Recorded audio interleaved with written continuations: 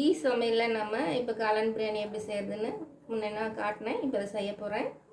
First இதுக்கு அடுப்பு பற்ற வச்சு பாத்திரத்தை வச்சுட்டு எண்ணெய், அதுக்கு பாத்திரம் சூடு எண்ணெய் கட்டி வேணுங்கிற அளவு எண்ணெய் ஊற்றிக்கிறோம். நல்லெண்ணெய், அதாவது நம்ம எந்த அளவு பிரியாணி வேணுமோ அதுக்கு ஏற்ற அளவு பாத்திரம் வச்சுக்கிறோம். அந்த பாத்திரத்தில் அந்த ரவுண்டு ஃபுல்லாக நப்புற வரைக்கும் ஆயில் விடணும். இந்த எல்லா சமையலுக்கும் நல்லா கரெக்டாக இருக்கும். என்ன செய்கிறோமோ அதுக்கு அளவுக்கு ஏற்ற பாத்திரம் யூஸ் பண்ணுங்கள்.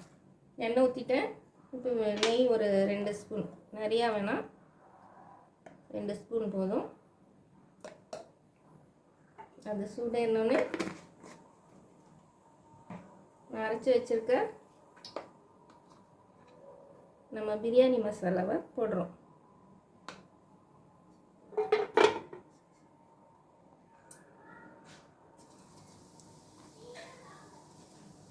இது போட்டதுக்கப்புறம் இந்த அன்னாச்சி நோக்கு, பிரியாணி இலை இதெல்லாம் போடுறோம். ஆனால் கொஞ்சம் குறைச்சிக்கோங்க, ஏன்னா ரொம்ப ஹீட் ஆச்சுன்னா வெடிச்சிடும் இது. அதனால் 2 கலரு கலரிட்டு வெங்காயத்தை எடுத்து போட்டுடுங்க. ரொம்ப நேரம் இது விட வேணாம். வெங்காயம் வணங்க அதுவும் நல்ல ஃப்ளேவர் வருது பாருங்கள். இது போட்டோன்னே இப்போ நம்ம வெங்காயத்தை போடுவோம். வெங்காயம் நல்லா ப்ரௌன் கலர் ஆகிற வரைக்கும் வணக்கணும். அதுலேயே 4 பச்சை மிளகாய் கீரி வச்சுருக்கேன், காம்போடு போடுங்க. அது போட்டிங்கன்னா எடுத்து வைக்கிறதுக்கு நல்லாயிருக்கும். சாப்பாட்டில் பிரியாணி சாப்பிடும் பொழுது மிளகாயை தனித்தனியாக எடுக்கணும், காம்போடு எடுத்து வச்சிடலாம். அது ஒரு ஃப்ளேவர் இருக்குது. வெங்காயம் நல்லா வணங்கணும். இப்போ வெங்காயம் நல்லா வணங்கிருச்சு. நம்ம வச்சுருக்க காளான் இதில் போடுறோம்.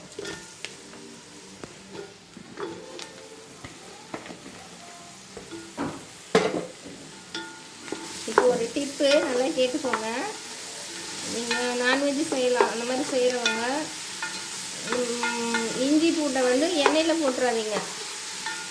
இஞ்சி பூண்டு எண்ணெயில் போடாமல் இந்த மாதிரி காளான் மாதிரி போட்டுட்டு நல்லா மிக்ஸ் பண்ணிவிட்டு ஒரு 2-3 நிமிஷம் இந்த காளானில் எல்லா பக்கமும் அந்த எண்ணெய் பட்டு ஒரு கலர் மாறும்.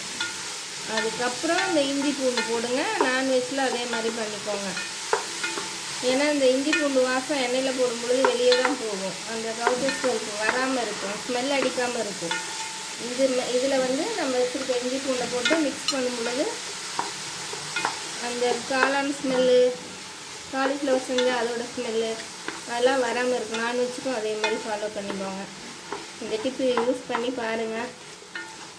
நல்லா இருந்துச்சுன்னா கமெண்ட் கொடுங்க. இது ஒரு 2-3 நிமிஷம் அந்த ஃப்ளேவரே உங்களுக்கு தெரியும், நல்லாயிருக்கும். எண்ணெயில் போடுறத விட இப்படி அந்த காய்களை போட்டுட்டு அதுக்கப்புறம் இது மிக்ஸ் ஆனோடனே வாசம் பாருங்கள், உங்களுக்கே தெரியும். நீங்கள் செய்யும் பொழுது உங்களுக்கு தெரியும், நான் செய்யும் பொழுது உங்களுக்கு தெரியாது. இப்போ வந்து அடுத்தது வந்து மிளகாத்தூள் 1 ஸ்பூன் போட்டுக்கோங்க, டீஸ்பூனில். ஏன்னா சின்ன பிள்ளைங்க குட்டீஸ்லாம் இருக்குது, காரம் கம்மியாக வேணும். பச்சை மிளகாய் ஆல்ரெடி 4 போட்டிருக்கோமா, அதனால் 1 ஸ்பூன் போதும். மல்லித்தூள் வந்து 4 ஸ்பூன் போடுறேன் நான். ஏன்னா காளான் 2 பாக்கெட் இருக்குது, அரிசி 3 டம்ளர் போட்டிருக்கோம். அது கணக்கு வைக்கும் பொழுது அரிசிக்கு ஒன்றுத்துக்கும் 1 3, காளானுக்கு 1 பார்க்கும்பொழுது 4. மஞ்சத்தூள் கொஞ்சம்,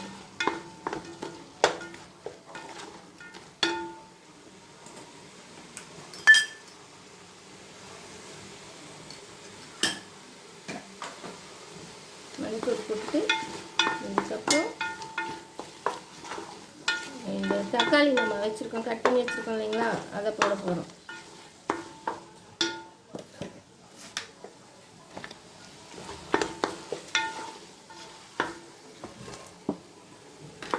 தக்காளி போடும் பொழுது அதுலேயே தண்ணி வரும்.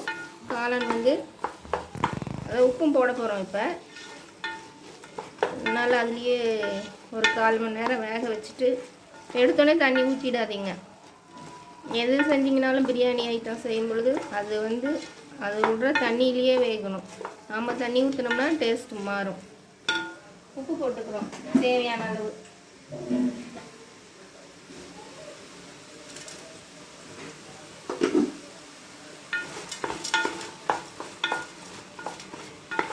இதில் இப்போ இன்னொரு டிப்பு என்னென்னா, இந்த கொத்தமல்லி கருவேப்பிலெல்லாம் இப்போ போட்டுக்கலாம். ஆனால் இந்த புதினா இருக்குது பார்த்தீங்களா, அது பாதி மட்டும் இப்போ போட்டுடுங்க. பாதி வந்து நம்ம தண்ணி ஊற்றி கொதிக்கும் பார்த்தீங்களா, அப்போ வந்து அதில் கொஞ்சம் போட்டுட்டிங்கன்னா பிரியாணி டேஸ்ட்டு செம்மையாக இருக்கும். இப்போ பாருங்கள், உப்பு எல்லாம் போட்டுட்டோம், மிளகாத்தூள் எல்லாம் போட்டுட்டோம், மிக்ஸ் பண்ணிட்டோம். நல்லா இருக்கா கலரு? இதை அப்படியே நம்ம சிம்மில் வச்சிடுறோம். ஒரு 10 நிமிஷம் சிம்மில் வச்சிட்டோம்னா வேந்துக்கும். அப்புறமே நம்ம தண்ணி ஊற்றி அரிசி போட்டு ஒரு 10 நிமிஷம் விட்டோம் இல்லைங்களா. இப்போ பாருங்கள், காளான் நல்லா கிரேவி மாதிரி சூப்பராக வெந்திருக்கு. இப்போ பிரியாணிக்கு வேணுங்கிற அளவு தண்ணி ஊற்ற போகிறோம். 1 டம்ளருக்கு 2 டம்ளர் நான் தண்ணி, இதுக்கு வேணுங்கிற தண்ணி எடுத்து வச்சுருக்கேன். தண்ணி ஊற்றிட்டு மீதி வச்சுருக்கோம் இல்லைங்களா புதினா, இதை இப்போ இதெல்லாம் போடுறோம்.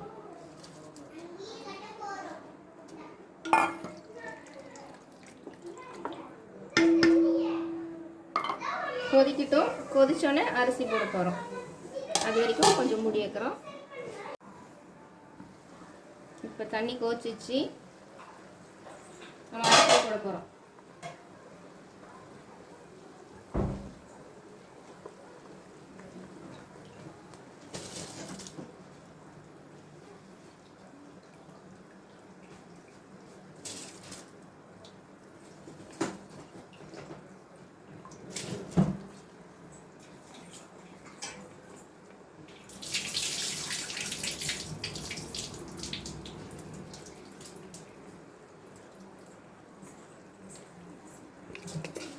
அரிசியை போட்டுட்டு கொதி பாருங்கள், கொதிக்கும். கொதிச்சோன்னே சிம்மில் ஒரு 10 நிமிஷம் அது சிம்மில் வச்சுட்டு, இங்கே வந்து நமக்கு தம்முக்கு பக்கத்தில் ஒரு வானலில் தண்ணி கொதிக்க வச்சுருக்கோம். கொதி வந்தோடனே சிம்மில் வச்சுட்டு அந்த வானலை தூக்கி இது மேலே நம்ம வச்சுருவோம். ஒரு மூடி போட்டு அது மேலே வைக்கிறோம்.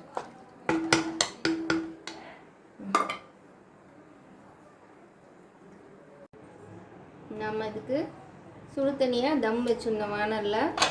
இப்போ வெந்துருச்சா பார்க்கலாம். பாருங்கள், சூப்பரான பிரியாணி, காளான் பிரியாணி ரெடி. வாங்க சாப்பிட்லாம். நீங்களும் இதே மெத்தடில் செஞ்சு பார்த்து கமெண்ட் பண்ணுங்கள். தயிர் பச்சடி, வெங்காயம் தயிர் பச்சடி ரெடி பண்ணி வச்சுருக்கேன். எடுங்க.